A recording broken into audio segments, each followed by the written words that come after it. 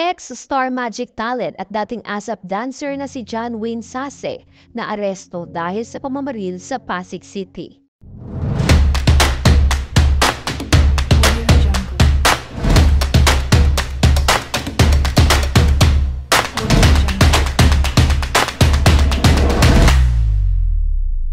Naaresto ng Pasig Police ang dating aktor at ASAP dancer na si John Wayne Sase matapos umanong pagbabarilit ang isang 43 years old na lalaking kinilalang si Eugenio. Nakababata daw ni John nitong Lunes, October 28 sa Barangay Sagad, Pasig City.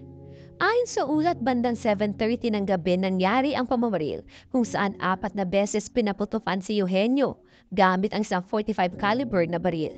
Agad na aresto si Sase sa isang hotel ilang oras matapos ang insidente.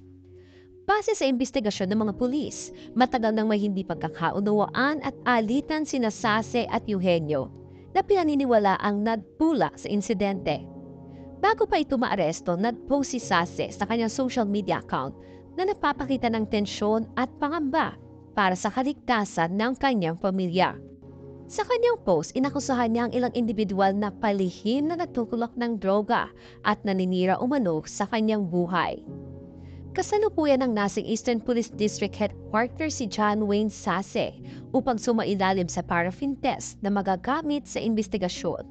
Patuloy pa rin ang masusing pagkalap ng mga pulis ng karagdagang ebidensya at pahayag upang mabuo ang kabuoang kwento sa likod ng pumaril.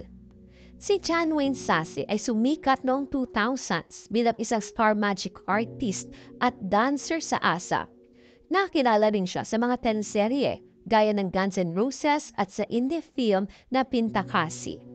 Nito mga nakaraang taon, inamin niya ang naging masalimuot na buhay sa labas ng showbiz, kabilang na ang kanyang pagkakasangkot umano sa droga at pagpasok sa watchlist ng Oplan Tukha.